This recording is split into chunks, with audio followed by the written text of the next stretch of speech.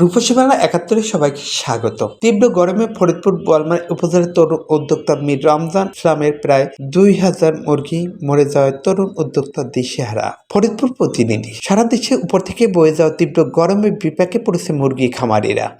তীব্র গরমে সকল প্রচেষ্টাকে ব্যর্থ করে তরুণ উদ্যোক্তা মীর রমজান ইসলামের প্রায় ২,০০০ মুরগি দাপিয়ে মারা যায়।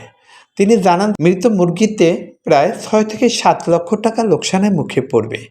খামারে যেদিকে তাকায় সেদিকে ছড়িয়ে ছিটিয়ে পড়ে আছে মৃত বাড়ন্ত সোনালী মুরগি। স্বপ্নভঙ্গী নিঃশেষের পথে তরুণ উদ্যোক্তা। ফরিদপুর বোয়ালমারী উপজেলার দাঁতপুর ইউনিয়নের নাগাদি গ্রামের বাসিন্দা উচ্চশিক্ষিত তরুণ উদ্যোক্তা মীর রমজান ইসলাম ২০২১ সালে ১০০ মুরগি নিয়ে প্রাথমিক পর্যায়ে সীমিত আকারে খামারে ব্যবসা শুরু করে ব্যবসার লাভ ও ঋণ নিয়ে বছর বছর পরিধি বেরিয়ে ৪,০০০ সোনালী মুরগি খামার করে আসছিল।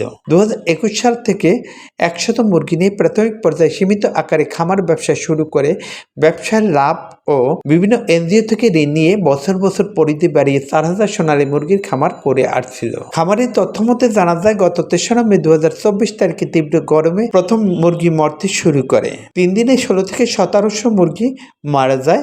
এরপরে গরমের পরিমাণ কমার কারণে মুরগি মৃতের সংখ্যা কমে আসছে, কিন্তু তাও প্রায় ২,০০০-এর কাছাকাছি।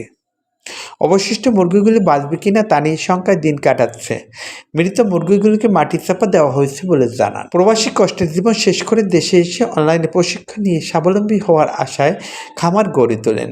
খামারের লাভের অর্থ ও স্থানীয়ভাবে বিভিন্ন এনজিও থেকে ৫ থেকে ৬ লক্ষ টাকা ঋণ নিয়ে দিনে দিনে ব্যবসা পরিধি বাড়ালেও খামারে এ ব্যাপক ক্ষতি সাধনে পুঁজি হারিয়ে আজ পথে বসেছে এই তরুণ উদ্যোক্তা। মীর রমজান ইসলাম বলেন, কর্মচারীদের বেতন, পরিবারের ৮ সদস্যের সবকিছু নির্বাহ করতে হয়। এর উপরে লোনের চাপ নিয়ে সবকিছু হারিয়ে আমি নিঃস্ব, চরম অসহায়তার মধ্যে সময় পার করছি। আমি একজন তরুণ উদ্যোক্তা হিসেবে আবার উঠে দাঁড়ানোর লক্ষ্যে মাননীয় প্রধানমন্ত্রীর সুদৃষ্টি কামনা করছি।